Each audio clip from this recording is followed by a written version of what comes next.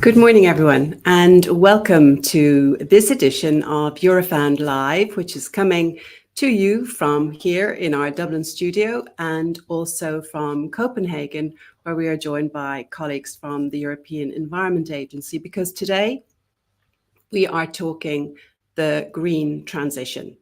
We are looking at the Green Deal, we're looking at just transition, and we're asking the question, is Europe's green transition in jeopardy? We know climate change is a serious issue. We've seen the extreme weather events and the temperatures rise over the last period of time. And we know that it requires real change, small changes, big changes. We know that it requires policy measures to make this happen. We know it requires these policy measures to drive the kind of shift that we need to a carbon neutral economy. But we also need sound policy measures to ensure that there is a just transition, one that makes sure that we leave no one behind. We know as well that the bulk of EU citizens are on board with this. About 90% of all EU citizens believe that we should indeed be climate neutral by 2050. And increasingly, actually, now we're nearly at 60%, so just over 58% of EU citizens are saying that this transition now needs to speed up. So there's no question that the urgency is very clear to all involved. And the EU has taken unprecedented policy steps to ensure that we are at least on the right road. There's an ambitious commitment to cut greenhouse gases. We know that we want to do that by at least 55% by 2030. We've signed up to a European Green Deal, which is a series of measures. We've got legally binding targets, which are set under the European climate law.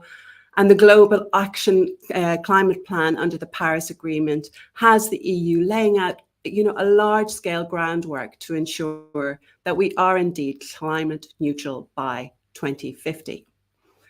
But there are some cracks which are emerging. We've seen them emerge due to the post-pandemic cost of living crisis, which have had an impact on people's lives, of course. But in many communities, not least in the rural areas, there is a feeling that maybe some of these green transition measures are exacerbating the effect that this is having on their quality of life and their ability to make ends meet. There is also some concern that Europe could be losing its competitive advantage, that other countries, other regions, other global blocs are not taking the environment quite as seriously as Europe, and therefore we will lose out. The EU's commitment to this just transition does matter, because by rolling out these kind of policy measures, it does need to ensure that it doesn't leave anyone behind, that we put in place the mechanisms to ensure that all of our citizens not only are not badly affected, but benefit from our move to a climate neutral economy. We know that the green transition will have an uneven impact, both on regions, on areas, on jobs, maybe on gender, on different age groups, and on different sections of society more generally. We do know that's case, but will this be offset by other returns on investment? And we also have to ask the question, as we come into a new political era and we have a new European Commission and a new European Parliament just about to take place, we really want to ask the question, is this European green transition in jeopardy? Is it enough what we have in place?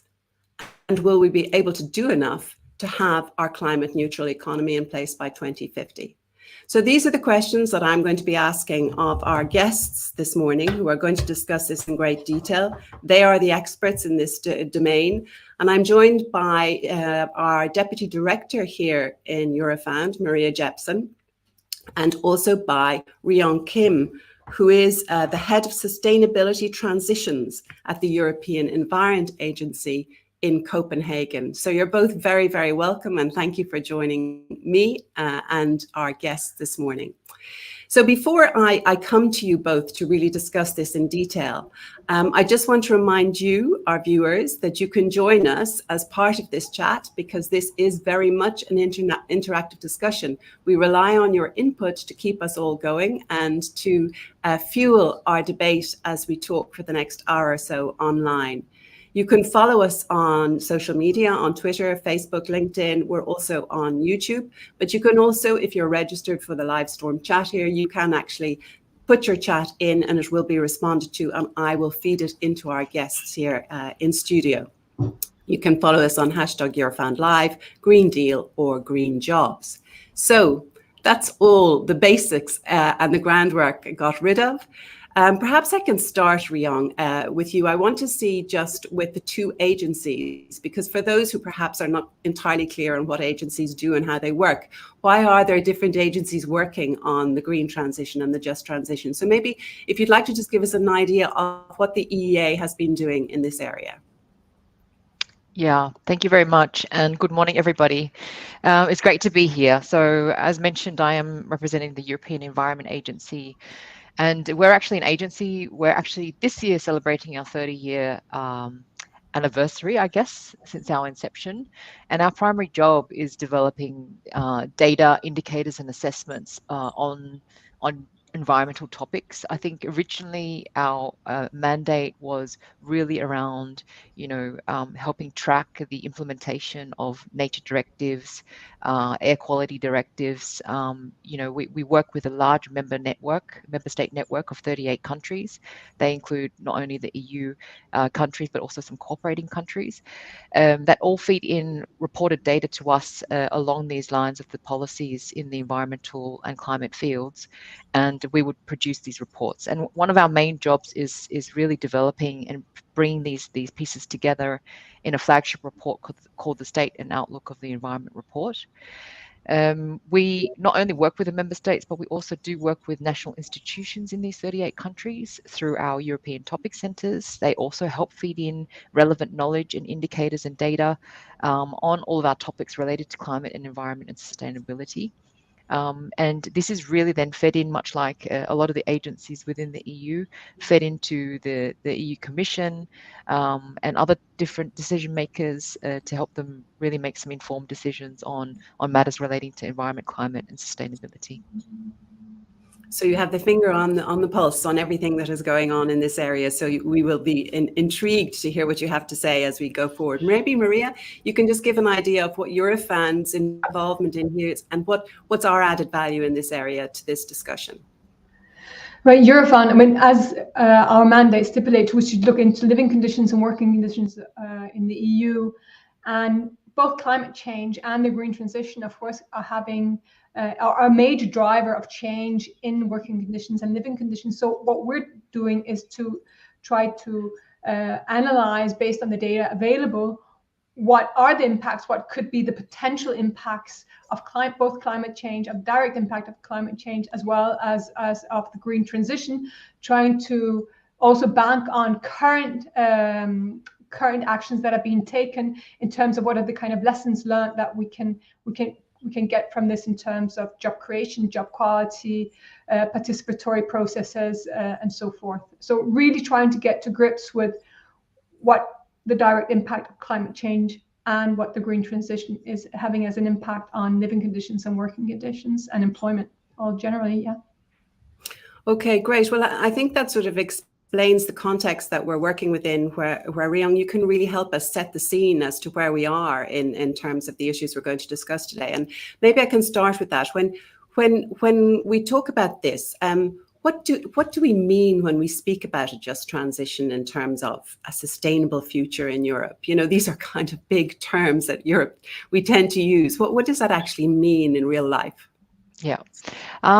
So maybe I take it from the word sustainable first. So sustainability, in essence, is the nexus of the social, the economic, and the environmental. And what we work with when we talk about a sustainable future is where all these three aspects can actually be in balance. As I mentioned earlier, our identity started from a very, very pure environmental kind of silo, you could call it, where we were looking at, what was the state of nature, what are some of the drivers for habitat loss and all the rest of it.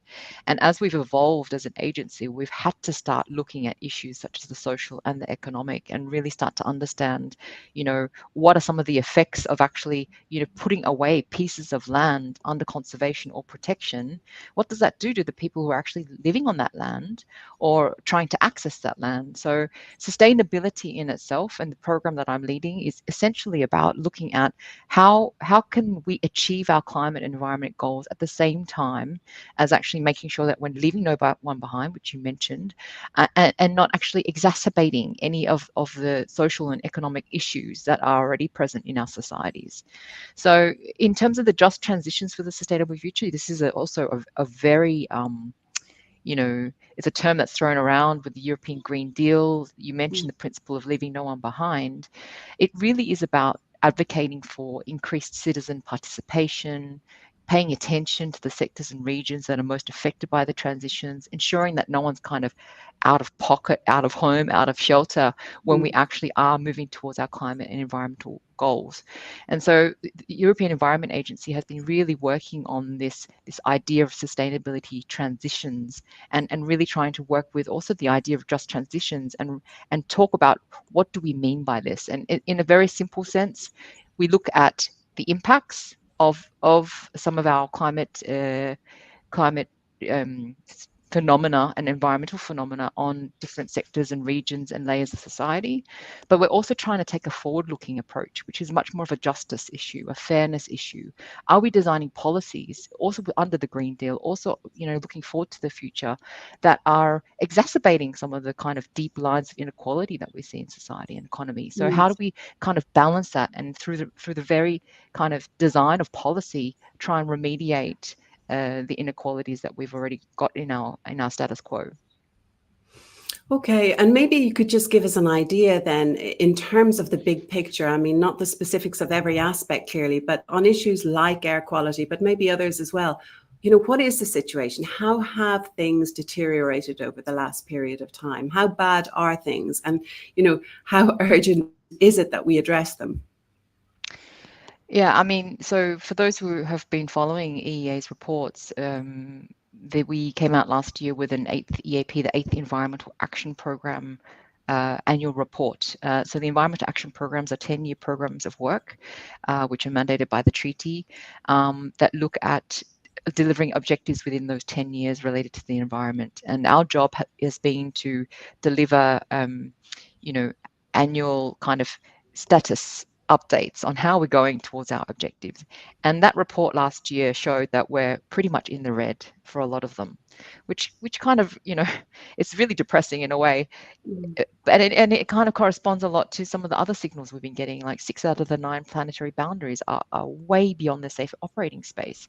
So we're not doing enough when it comes to environmental action and climate action. And just using the example of air pollution, it still remains the largest environmental health risk in Europe.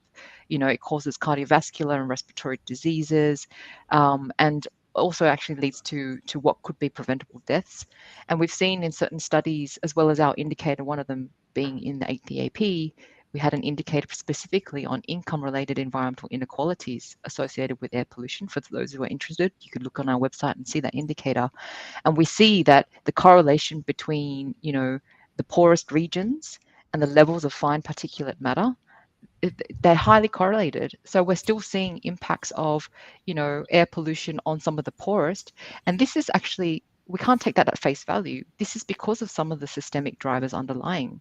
The poorest regions, they're probably the slowest to electrify. Some of these families can't afford electric cars. Some of the regions are still reliant heavily on some of the dirty energy, you would call it, or fossil-based energy. So we're starting to see the effects of the inequality in this geographical area, because the transition of some of the poorer regions towards clean energy, towards much more climate-friendly type of technologies, it's a lot slower than it is in, for example, areas of Denmark where I'm living, that has a significant investment in some of these newer, cleaner technologies. So we're still seeing this kind of adverse impacts and much greater impacts on the poorest, the more disadvantaged, those who, are more sick and more vulnerable. They're the ones that are being highly affected. And similarly with climate change, you see the same thing. A lot of the elderly, a lot of the young, a lot of the more the sicker segments of society are the ones that are succumbing most to extreme heat waves. And if you think that for a normal healthy person, a temperature over 35 degrees, 40 degrees might not be, it'd be hot and uncomfortable. But then for those who are actually disadvantaged, this is them that are being affected a lot, much more, and also unable to kind of invest into air conditioners and all the rest of it. So. And I suppose that comes to my next question to you, which was really, I mean, the impacts of these environmental changes are having an uneven effect. I mean, that's what you're saying, that essentially it's rolling out in different ways across these different groups. I mean, you've highlighted there older people, for example, but then at the end you were also referencing the fact that, if you can afford to buy an air conditioner, then, it's also about wealth. So are we looking at an exacerbation of across the board, across the different divides, young, old, rich, poor, rural, urban, are we seeing anywhere where it could be evenly distributed? I think the impacts will affect people in different ways. So the air quality example, I think, is quite clear. You have regions, and of course, air pollution is not necessarily highly localized. You probably have a much more of a bigger local area, whereas climate change impacts are highly localized. So heat island effects are much more extreme in urban areas. And these are people who probably have a lot more concrete, they're not living necessarily in green leafy suburbs, outside of the city. They're the ones that are kind of dealing with, a matter of 1 or 2 degrees higher temperatures in these much more urbanized areas than it would be in a greener and leafier suburb, for example. So, and you think about the types of demographics that live in bigger apartment blocks, in much more tightly and denser areas. A lot of them could be low income, middle income households, and they will actually have struggles to gain access to some of the technologies that might actually help them cool down, or even the financial support to retrofit their houses. So they're exposed to, for example, even if they could buy an air conditioner, then they'll be facing higher energy bills for running that air conditioner. So there's a bit of a vicious circle happening, because they're in the very areas that are being kind of affected the worst by some of these effects of climate change, especially the localized type of impacts of climate environment. Air pollution is much more on a regional level, and is I think, much more of a signal of the state of transition of some of these regions as well. So it is very unequal, and I think this is exactly where we need to start designing and making sure that those inequities and inequalities aren't exacerbated by future environmental and climate policies. Like, how can we even that out as we start designing for these? How can we make sure that we give the subsidies to the ones that are most vulnerable, for example? No, and we'll come back to that shortly. I mean, maybe just if I can segue into, sort of the broader economic aspect of this, Maria, and ask, with respect to this, you've talked also about the green transition and just transition, and particularly with respect to the labour markets. And we've seen shifts over the last period, which have just been, unprecedented across the European Union and indeed across the globe. I mean, how are we seeing the sort of employment and social shifts in Europe? How have they been affected by this transition, climate change, green transition, but also the efforts to include a just transition as part of that? I mean, getting back to the employment bit of this, and I think what Riyang said is the employment effects, they are both very local, regional, but they're also broadly based. So if we try to, look at what the projections are in terms of what the green transition will have in terms of impact on net job creation, let's start from there. then the impact, the overall net job creation is fairly limited. It's not very significant. I think that what the studies, and including the study that has come out by Eurofound, is there is a consensus that there will be a minor impact on employment. Most studies find a minor positive net effect. Some studies find a minor negative impact, but it's minor. But the consensus is that this employment impact will be localized, and that it will, of course, hit the regions where we've got mining, extraction sectors, where we have high energy intensity in manufacturing sectors. That these regions will tend to experience a loss of jobs. On the other hand, we will see a generation of jobs as increased demand for example, construction and renewable energy, but that job creation will be more evenly spread across the regions. So we will see localized job destruction and a job creation, which is kind of more broadly based across the European Union. So I mean, and here I think, these are projections with a lot of hypothesis behind, but it does look like the Central and Eastern European countries could be losing out a little bit here, while countries like Spain, Italy, and France look like they're going to gain in jobs. But as I said, they are not huge variations. Okay. And that's on the quantity. So I think in that sense, it's important to what Riang said is we really need a place-based approach, because a lot of the impacts will be very localized. And another aspect, which is more general, is what the impact of both the direct climate change, but also the impact of the green transition will have on the quality of jobs. So what will happen to the jobs? And here we know, as Riang said, with heat, air pollution, UV being stronger and so forth, that puts more stress on certain jobs, especially the jobs that are performed outside. And we know that this is mostly done by workers that are more vulnerable than your general worker, a lot of migrant workers and so forth. I'm talking agriculture sector, these sectors where the workers will be more exposed to adverse events. And here, so their specific measure would be needed to take. And on the other hand, the green transition will have an impact also, with about 40% of workers. We've made some computation with a study that just came out a couple of days ago, tried to at least engage into this discussion about what's going to happen to the quality of job. And the estimations is about 40% of workers in the EU will be impacted in one form and another with the green transition. About 10% because of new emerging occupations, about 15% in occupations where there will be a change in skills, for example, roofers, construction workers, and 15% will be in occupations where demand will clearly increase, like electronic engineers.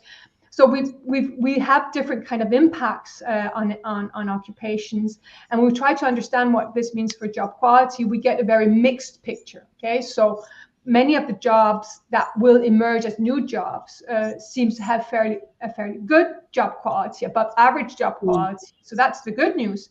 On the other hand, is that some of the occupations where demand will increase have below average job quality. So that means that jobs that have that does not have a fairly high job quality will probably expand. There'll be more demand for these kind of occupations, and that implies that one would need to start engaging with that aspect in a more serious manner in order to mitigate the negative job quality effects. So a lot of one can expect that over the period there will be localized impacts on the job creation, but broadly speaking, we will have impacts on the labor market that will come both from the direct climate change and from the green transition. And what you're saying also there is the importance of ensuring that we keep the job quality aspect very much to the fore in terms of the future. Yeah, because it's interesting what you're saying is the new jobs, even if they're marginal in terms of creation, net creation at the end, but they are expected to be good quality jobs. But the others that might increase in terms of demand may actually suffer somewhat, and that's something which again is segmenting the sort of the job market in a way, which is also exacerbating the inequalities that Rion was talking about earlier. And I suppose there I'm also wondering, we've just come out of the European Year of Skills. I mean, is that something also that we really need to keep front of mind as we're going down the next phase? Because there's no point in changing or adapting the requirements, you know, as you said, changing from one to retrofitting if the skills aren't there. Is that a fundamental part of ensuring that we move forward into this next phase? There can be no doubt about it. And I think there are already now a lot of initiatives being taken in terms of reskilling, upskilling workers to be able to engage with the increased demand, especially with regard to electrification and with regard to retrofitting, you know, making housing and buildings more energy efficient. And I mean, we currently have a huge labor shortage in these sectors. So a part of you know what is kind of hampering a little bit transition as well is like we don't have the workers actually to carry out the transition, right? So there are a lot of initiatives being taken with regard to setting up programs that can actually reskill, upskill, or just skill workers so that they can actually engage into making the green transition happening. So yeah, clearly skills is a part and parcel of actually having this green transition emerge and actually materialize. It's a very important component in many respects. Yeah. And I'm just coming back also to your reference earlier to place-based policies. And I think, Rion, you sort of referenced that also, and the need to consider that as being a priority. When we talk about that specifically, I mean, Eurofound published recently the report on the growing rural-urban divides. Now, it's not only related to the green transition, but also that referenced the need for a very place-specific approach to this issue. But here, Maria, I mean, I'm wondering, you know, what can be done? You know, we're seeing a growing divide. What is that growing divide when it comes to that? Of course, it's impacting on the feelings or the perception of, you know, the legitimacy of this process. But, you know, what are we actually finding when it comes to the attitudes towards green policies in rural areas? Well, I think we get back to often when we discuss the green transition or just transition, we talk in a very place neutral manner. Okay, so the way that we discuss this, the discursive is very place neutral, whereas both Rion and I say no, it is not place neutral. Like a lot of these, like more profound impacts are fairly regional or local. And when we talk about, you know, retrofitting in a very densely urban area might not be quite the same as retrofitting in a place that is more scarcely populated, where the public infrastructure is much weaker, where alternative transport opportunities are not present, where there's a drive towards depopulation and so forth and so forth. So So this means that when you have a very place neutral discussion about the green transition or the just transition, it can be perceived as being not taking into consideration these very diverse situations that need to be dealt with in a different way. You know, being a single mother needing to transport your kids in a densely populated area where you have public transport is quite different from having to do exactly the same in an urban area where public transport is not available. So then you ask yourself, okay, how am I going to do this? This is just going to increase my cost, and the tools or the means to be put in place for me to transit are not there. And so you get this you get a backlash, because there's a lot of kind of the prerequisites that are used in the green transition discussion or just transition discussion that are not in place. that's just one example, and one can continue. Sure. Yeah. I mean, and thank you. I see questions coming in and we will come to them in a moment. But if I could just go back to Riong, because I want to sort of reflect that back. It's not just place-based, though, it's also people-based. And you referenced the differences between younger and older, that there are differences there. So I suppose we would have to segment the approach. But is there a difference between gender, for example, male, female? Are we looking at a different approach there that's required? You know, what kind of people-based policies should we be looking at? Yeah, that's a great question. I mean, we have done, so this is a beginning, it's a starting area of work for us, and we have done pieces on the climate impacts on different segments of society. And there we definitely see an age-based thing. So, I mean, there are just correlations. For the older aging population, the mobility is limited, of course. And so they're probably preferring to, you know, be closer to the hospitals, which are often in areas that are highly built up, you know, and then at the same time, these built up areas we know become huge heat highlands in heat waves as well. So there are some certain kind of characteristics of the areas in which some of these demographics live. Younger children, you know, need to go to school, so you need to have areas of infrastructure as well. They're also found in built up urban areas, and so risks of flooding, risks of heat island effects are also exacerbated there, air pollution effects and all the rest. So I think we can start to draw a few kind of correlations to some of the services that are really needed by these different segments, and how then where those services are actually located, which often tend to be in urban areas, and they're the ones that, you know, we can already start to see that air pollution, climate change impacts, flooding risks, you know, the inability of rain to actually permeate into the ground, which causes, you know, extreme flooding or flash flooding if we have a cloudburst, for example. These are all factors which affect kind of very built up urban areas, which we're starting to see. Between the male and female, I don't think we've done too much work on that, and I think maybe you'd probably, as Eurofound, know a lot more on you know, jobs and where they were, you know, which ones are much more male dominated, female dominated, and whether it actually has a geographical kind of differentiation, which would be interesting to see actually.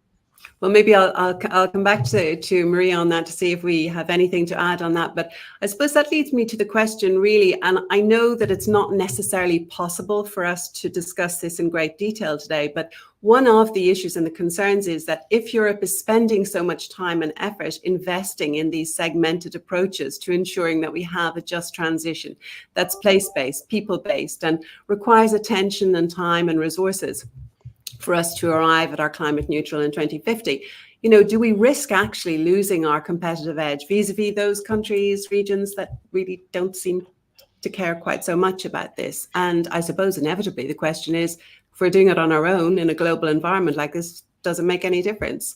And I'm being provocative here because that's the question, I suppose, that people will be asking as we look into the next period, and when, you know, global insecurity is at play, where defense and security is kind of top priority, where we can see maybe a shift. You know, I know these are monstrously big questions, but, you know, do we have a feeling as to how that's playing out?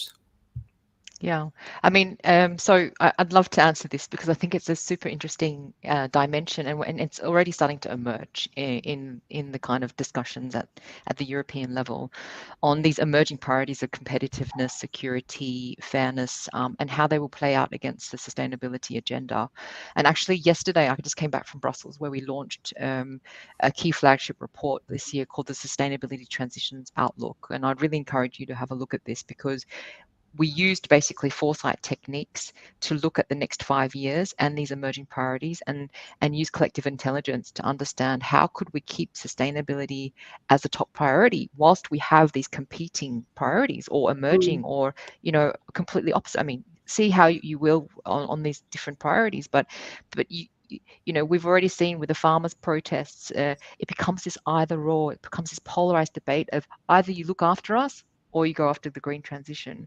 And what we try to do in this report is say, well, you can actually do both if you can kind of live with the fact that we don't do short-term knee-jerk reactions to you know, disgruntled farmers or anything, but we actually, from a long-term perspective, are actually designing sustainability into our policies. And I come back to the original definition of sustainability I gave at the very beginning.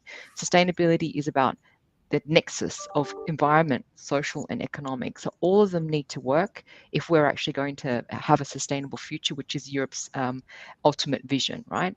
And I think this is where it becomes really interesting to say that are we kind of, do we need to bother with the just transitions? And I say yes, because in the very end, if we don't take care of our social resource, our human resource, that is the basis on which we produce, on which we kind of add value, create value for the economy, this, that, and the other. That is the human resource that we need to take care of in order for us to kind of thrive as an economy and a society.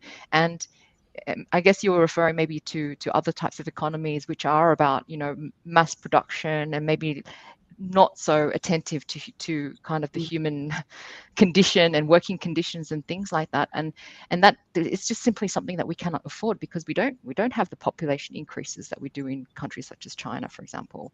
We have declining populations, and as a result of that, we also understand that we have a highly skilled workforce as well that we also need to kind of nurture and take care of, because they're the ones who are actually creating value for our society economy at the moment.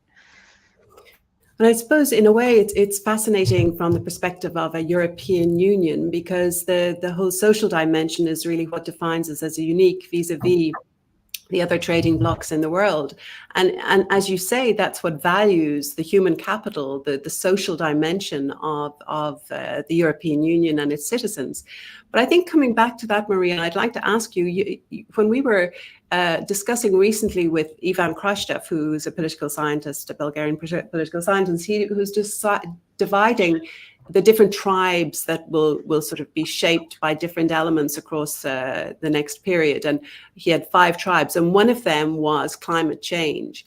And in a way, if we see that as being a driving force for a substantial number of people, and if we say that, you know, nearly 90% of people believe we should be climate neutral, and if we believe that 60% of people are saying it needs to be a quicker transition, why is this concept of just transition maybe not resonating so well? You know, what is it that's preventing it from really, you know, I suppose being embraced by the same people that it is set up to I suppose, you know, impact on positively?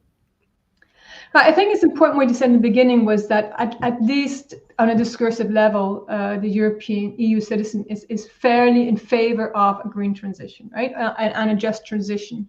It's more when we get to what does that actually imply that things become a little bit slippery. And I think if one tries to understand exactly what's going on, you know, it's not just one element that kind of can explain this. It's a host of elements. And I want to get back to what I was saying in the beginning about what's the definition of just transition? What does just transition mean? I mean, it means a lot of very different things for different groups of populations and in different regions. So it's a fairly complex, like what we say, leave no person, no region behind.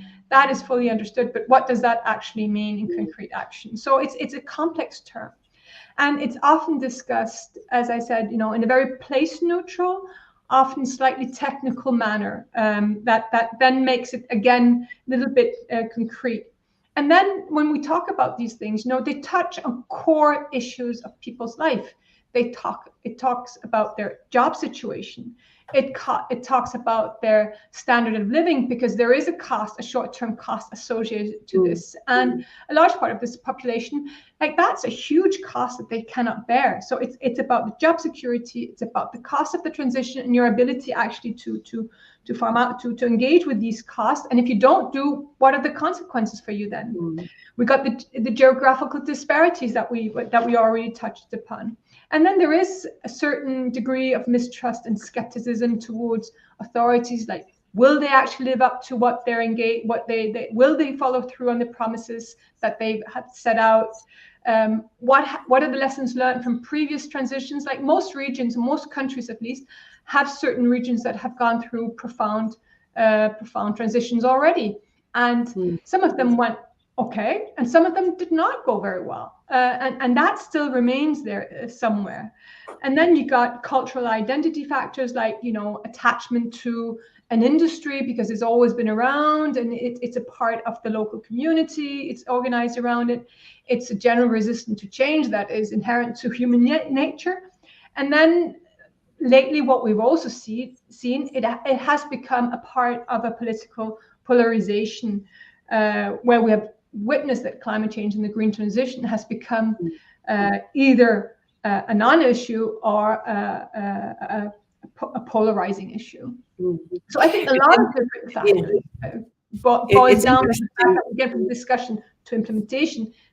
You know, it becomes a little bit more difficult.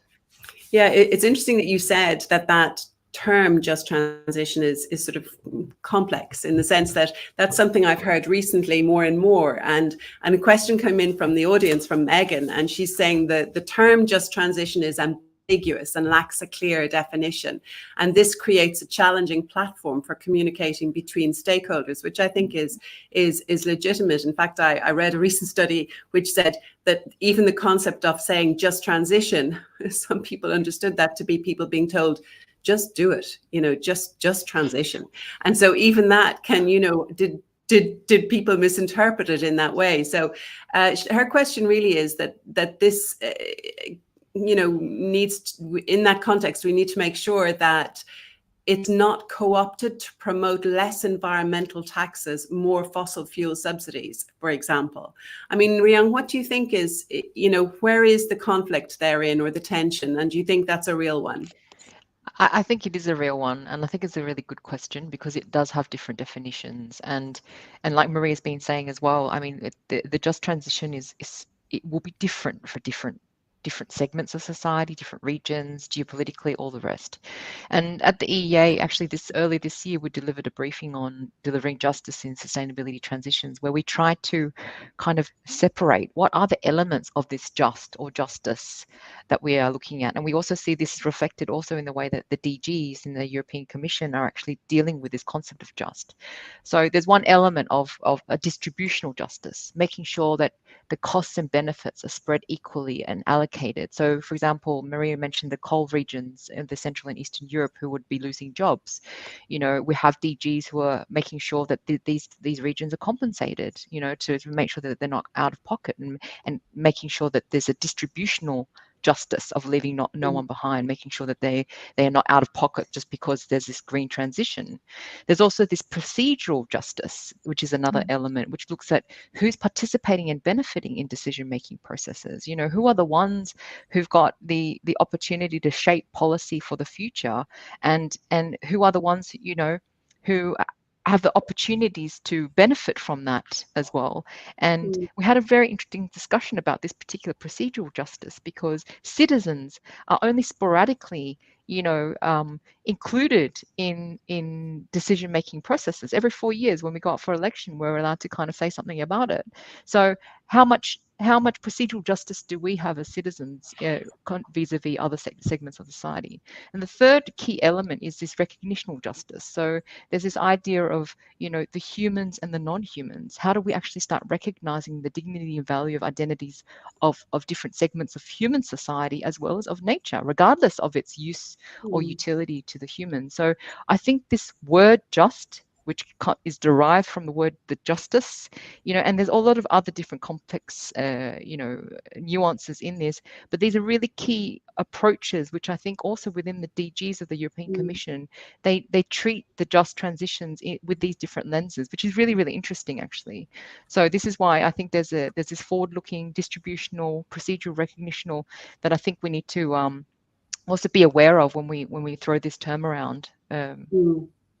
No, and I think it's important when we respect, I think Megan was making that point, which is the communication is so fundamental to ensuring that this is positively received and implemented. So it is important to get a shared understanding of that from the off. One thing we haven't had a discussion on, and today's seminar or webinar is not about that, but Maria, maybe you could just speak a little bit to Joachim's question, which is about the twin transition, where the digital aspect moving hand in hand with this, and how might the green transition and digitalization go together? You know, will they go together? for instance, might the green jobs be more secure as they can be less easily made? No, they can easily be made to be automated and made redundant by IT or AI. Let me first get back on the procedural justice, because I think that's I think this is one of the elements to create ownership, right? So I think it's very important that we take the procedural justice very very seriously, and the work what we've been doing on that has to do with the territorial just transition plans, where actually, you know, a participatory or partnership approach is promoted. And we were very kind of surprised to see how different experiences has taken place with regard to this partnership approach. And different countries had really different experiences. And when we looked at this participatory approach and the procedural justice, in Italy, for example, not much had taken place at all, despite the fact that they actually do have institutions that are used to working with dialogue. I'm talking about the industrial relations institutions. And the partnership approach was found in Sweden, and it was found in Spain under very different circumstances, trying to deal with very different problems. So that even if we have this kind of approach saying, oh, it has to be a partnership, you know, when we actually get to implementing it, we get extremely different results and outcomes of it. And that displays the complexity of creating an inclusive process to actually be able to promote it and get the discussions and the information and the consultation and the harvesting of approaches at the right moment, not when it's too abstract, not when it's all boiled down, but somewhere in between. And so I think this procedural justice there's a lot of work to do into it in terms of trying to understand how can we really engage at what moment with what actors, how can we set it up to get the beneficial outcome of it, so that people don't feel that they're not being listened to.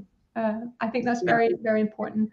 Okay, getting back on the twin transition, I think that's a really good question, because like, we only have one world, right? So the digital and the green transition is happening at the same moment, in the same world, in the same industries. And basically, we cannot have the green transition if we don't have the digital transition, okay? So it can work in a positive way, but it can also, of course, like digital transition also uses more energy, right? So there is kind of a tension in this one. What does it mean for jobs? And here at Eurofound, we've started a discussion on this one, exactly that, this conundrum. As we go to, you know, currently what we have is that we have these higher skilled jobs, what we call higher skilled white collar jobs, and with the digitalization and the AI, it is changing the way that it will change the way that this work is happening, and it might take, what some of the colleagues say, it might take some of the fun out of the work, right? So. With regard to the green transition here, if we go towards the circular economy, if we go towards an economy with more recycling and so forth, yeah, these will be just different jobs. And the discussion that we were having, like, there was more kind of perspective in terms of how can we actually broach these issues and what kind of data can we use, was with regard to whether these kind of jobs become more meaningful, right? So that's important, you know, more meaningful. And as you also say, they become maybe less, they are perhaps less automated, and so more secure. I'm not quite sure, but clearly there is, we're having a discussion about what this twin transition could actually mean for what we call the job quality within the different kind of spheres of the labor market. And the question you've asked here is clearly one of the questions that we are looking into.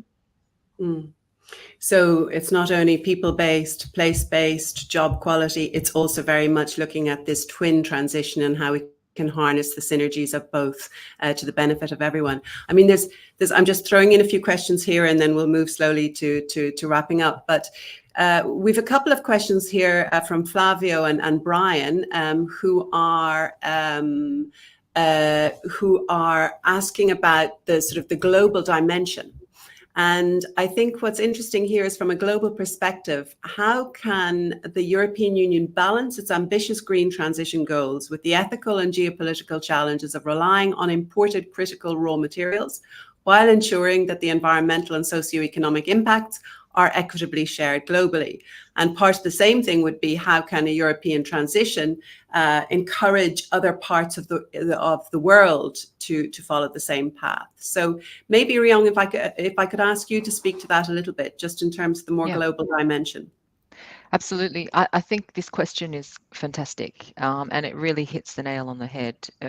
Part of the security discussion that's going on at the moment, I mean, we talk a lot about the military and the war of aggression against Ukraine and all the rest of it, but there's an element also about resource security. And I think this is a huge challenge, is that we have this reliance on resources that are outside our own borders. And so how do we ensure that we can balance this? And again, I cite the report that we launched yesterday, which is really talking about how we could ensure that we have at least an alignment between those two priorities.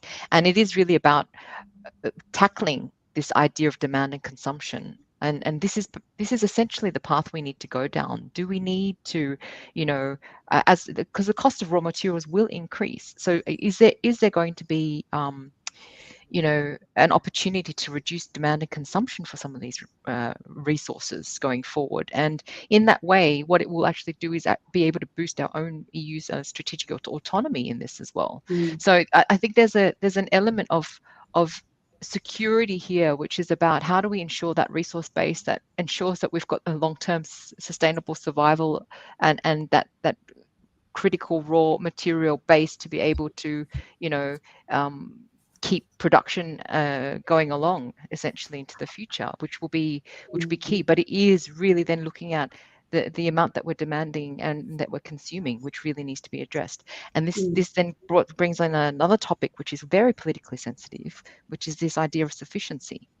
And we've only just started looking at this topic because we do know it's politically sensitive, and we can't necessarily, as an agency, as an independent agency, go out and prescribe, how much people should consume and what would be sufficient for a good life, essentially.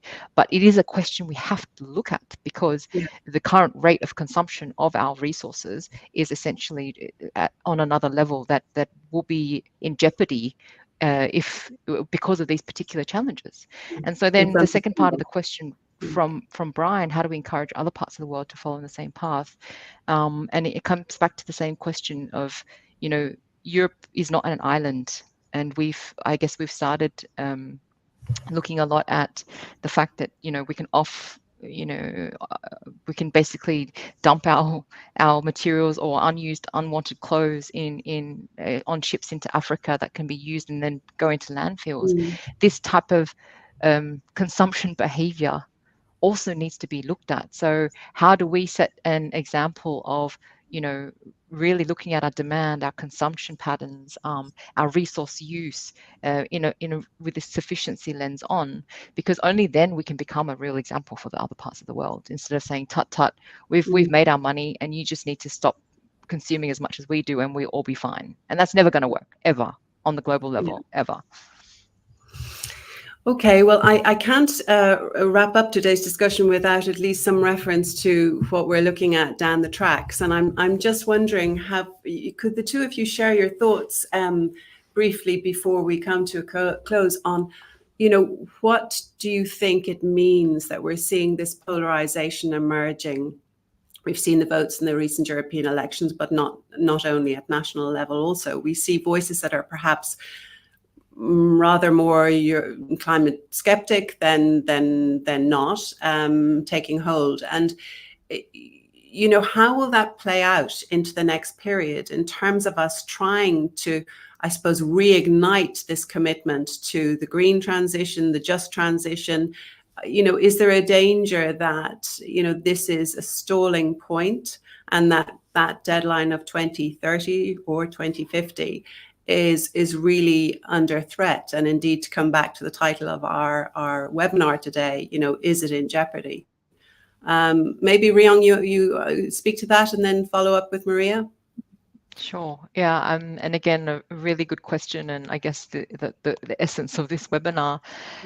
From my point of view, it's about broadening our understanding beyond the one pillar of economic burden, and it's broadening the understanding beyond the one time period of this short term. It's really looking at the long term as well. So, I mean, and this is a part of our job inherently as an environment agency, is to help bring out the messages of what are the long-term effects of climate change? What are the long-term effects of biodiversity loss? What will it do? Because actually, if we get to that place, we're not going to have food security. We're going to have exacerbated health impacts.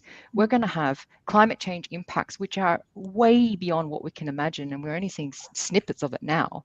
It's going to become a lot worse. So our job is really for people to understand that in the long term, if we're not actually mainstreaming these climate and environmental goals into the things we do beyond, it's beyond the economic burden that we're facing, because there's a like a long-term kind of effect. And this then brings in the second dimension, which I haven't really spoken to too much, but it's a really, really key one. And it refers to throughout all of the different types of justices I mentioned on the distributional, procedural, and the recognitional.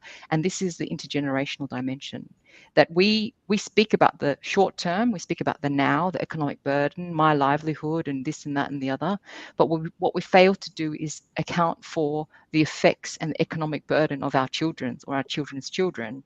And for anyone that's seen Interstellar, I don't know if you've seen this, but it really sticks with me, that whole first part of Interstellar of living in a dust storm and health disease and coughing and everything, growing only one crop and the crop dies. And I mean, this is, it raises goosebumps on my arms, because this could actually be a reality for our kids. And the last thing I think is that with this broader understanding beyond the economic is really understanding that we have this distributional effect currently in our short term, in our here and now. And we need to understand that the sustainability is not about the economic burden, it's also about the social burden, as well as that environmental burden. So it's this sustainability concept that I started with that I think really just needs to kind of have focus.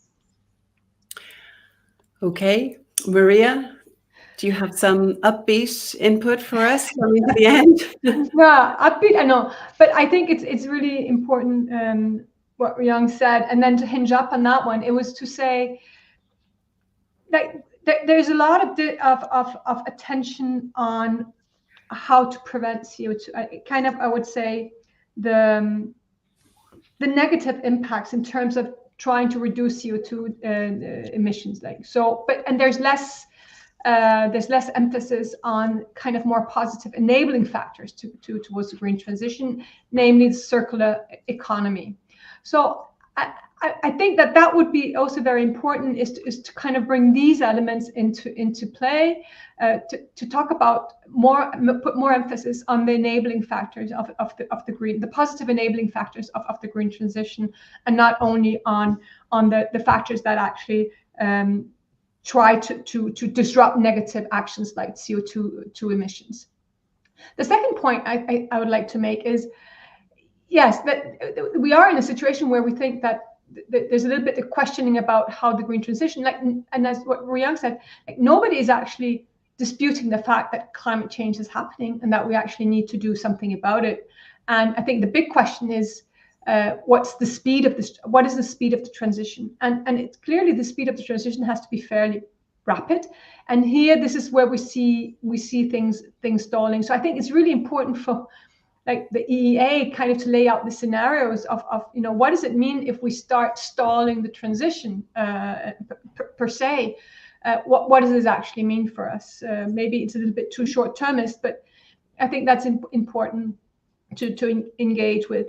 And then in that sense, it's also because, especially socioeconomic deprived, I would even say your middle class, the upfront cost of an energy transition by far outweighs the discounted future gains, right? And this is what Ryong was saying, is we're not thinking enough about the future generations, because the future gains are actually heavily discounted, and they don't outweigh what we actually need to lay out now. So the big question is, how can we kind of rebalance that with incentives without them becoming prohibitive. And I think that's where we are right now, is that we do have instruments put in place to try to change a bit the balance in the incentive structures between future gains and upfront cost of this. But they might become prohibitive for certain groups in the population. And there we will really see a backlash. And I think that's really important now, is to get an understanding of how this event does not occur. And for that, once again, there's kind of a more kind of broad-based implication, but also very locally one. And here, okay, being a research-based agency, I can't help myself, but we don't have the data actually to go in and do a profound assessment of this. The data is not granular enough, because we need to go to intersectionality, we need to go to NUTS3. We really need to get into very nitty-gritty to get a very good idea of how can we better target the financial means that we have or that we need, in order to make sure that we don't create situations for the population or industry or regions that become prohibitive for them. Okay, well, thank you very much for giving us an outline, which was vaguely upbeat at the end, that all is not lost. And I think to reference back to the foresight scenarios that you produced, Rio, I think that's a fascinating piece of work that we can keep in mind, in terms of also, as Maria said, the scenarios of if we were not to go ahead in this way, what would happen. That's perhaps a little bit more Armageddon, but very useful in terms of focusing the mind. I didn't get to all of the questions, but bear with me. There was one final question about that I wanted to raise, just about the role of business, what that could be. And I think what I've heard from both of you very clearly is it's not just about the role of business. Of course, the role of business in terms of corporate social responsibility and corporate sustainability is fundamental, but it's the role that we all have to play, policymakers, workers, business, and of course the EU citizen, him and herself. And I think with that clearly we are not getting anywhere fast. So thank you both very much for joining us at this Eurofound Live this morning. I hope you, our viewers, enjoyed the occasion, and thank you for participating so actively during the session. This is only, dare I say, use that phrase, tip of the iceberg. That may not be a phrase we can use very much into the future, but we will come back to this particular topic in different ways over the next period of time. It's not going away, regardless of the political environment. The rest of it is rolling on. So we will continue to discuss that. So stay tuned in, both to the EEA, the European Environment Agency in Copenhagen, which has a wealth of information, data at your fingertips that you can access via their website. And of course, to Eurofound, that focuses more on the socioeconomic implications of climate and the green transition. You can also sign up to both agencies' social media to keep in touch with what we're doing. So until next time, I hope you have had a good and informative session with you. I thank my speakers, Maria and Riong, again, and have a very good afternoon.